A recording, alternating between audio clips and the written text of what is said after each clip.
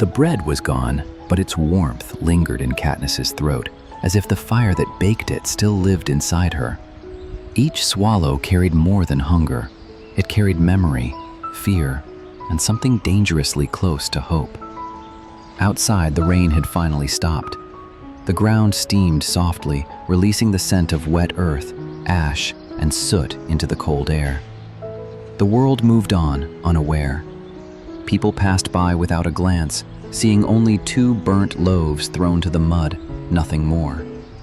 But to Katniss, those loaves were never just bread. They were a line between life and death, crossed without words or permission. A silent choice made by someone else, at great risk. She hadn't asked for it. She hadn't wanted to owe anyone anything. And yet, the debt settled deep in her chest, heavy, warm, and impossible to ignore. It was not gratitude alone. It was a promise forming quietly. A burden that tasted faintly sweet. A spark that refused to die.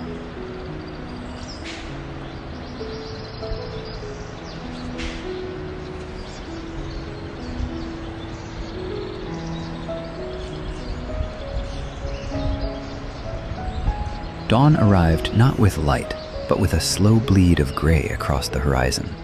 Katniss moved through the waking district, her footsteps silent against the damp pavement as she headed toward the high chain-link fence. This boundary, pulsing with the thread of electricity, was the only thing separating the misery of District 12 from the untamed wild. As she slipped underneath the wire, the air changed. It became sharper, cleaner, smelling of pine needles and old secrets. Here, in the belly of the woods, she was no longer a provider or a victim. She was simply Katniss.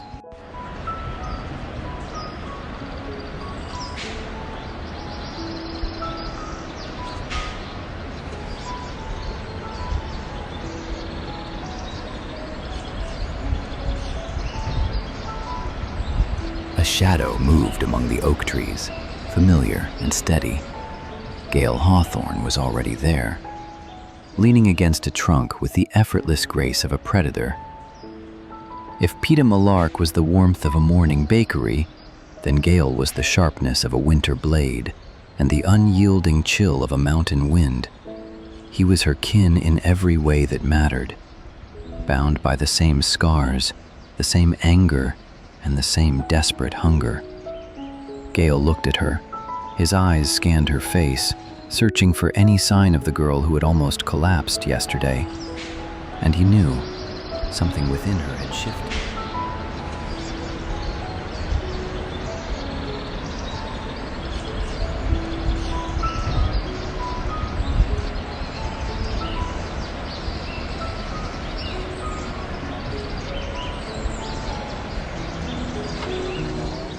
They climbed the ridge in silence.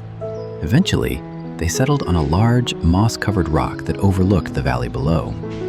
In these woods, words were heavy things and often felt unnecessary. Gale reached into his hunting bag. He offered a small piece of dried meat from a previous kill.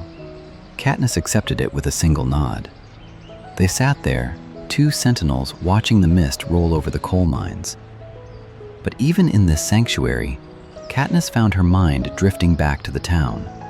She kept seeing the bruised face of a baker's son, wondering why he had chosen to suffer for a girl he barely knew.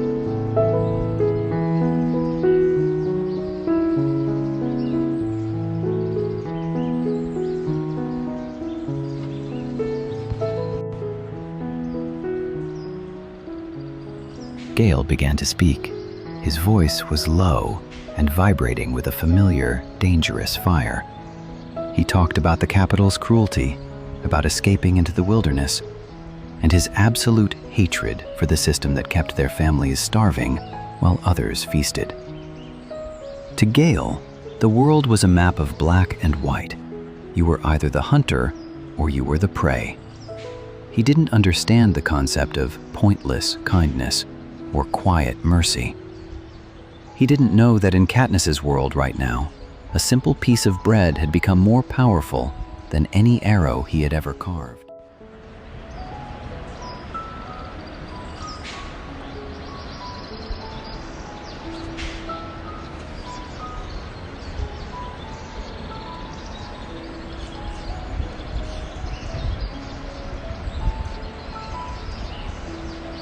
Katniss sat and watched Gale's hands.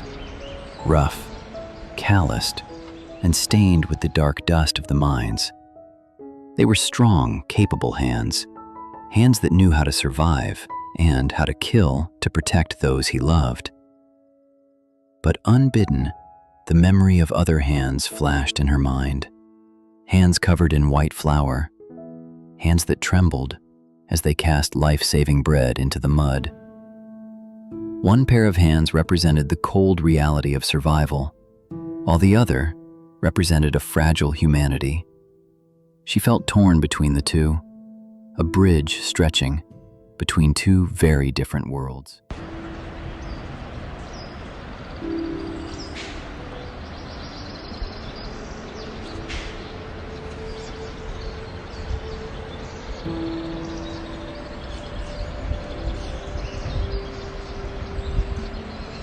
The story of the bread remained locked behind her teeth, a secret she refused to share, even with Gale.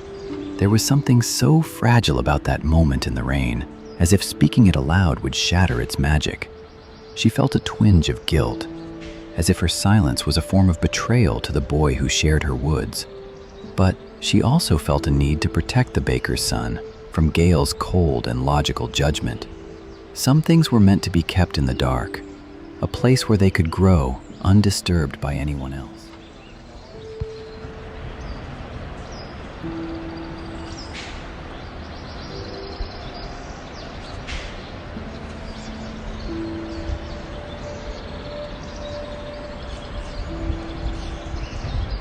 The wind picked up, turning colder as it carried the bitter, metallic scent of coming autumn. The reaping was no longer a distant fear. It was a shadow growing longer with every passing hour. Gale looked at her. He promised, with the solemnity of a soldier, that he would look after her sister and mother if Katniss's name were called. It was a promise built on iron and loyalty. But miles away, behind the fogged-up windows of a bakery, Katniss knew there was someone else. A boy who was perhaps looking at the same gray sky, praying for a miracle that felt impossible.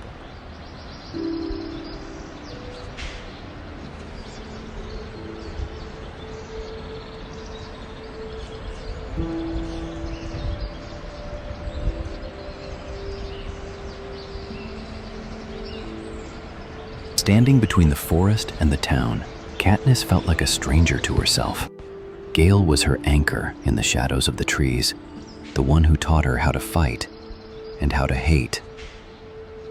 But Peeta was the light she hadn't expected, the one who reminded her that she still had a human heart. One gave her the strength to endure the world, while the other gave her a reason to actually live in it.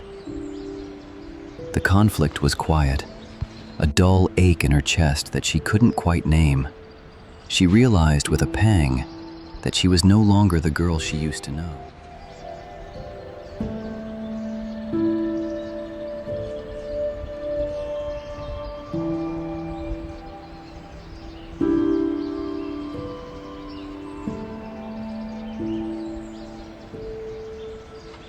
The sun began to dip behind the jagged mountain peaks, casting a final, ghostly orange glow over the trees. It was time to return. Katniss and Gale stood up, adjusting their gear and preparing to walk back into the grim reality of District 12. This chapter of her life was ending in a deceptive calm, but the seeds of a great storm had already been sown in the mud. Soon, the world would demand more than just her survival. It would demand her soul, and it would force her to decide, who would she ultimately try to save?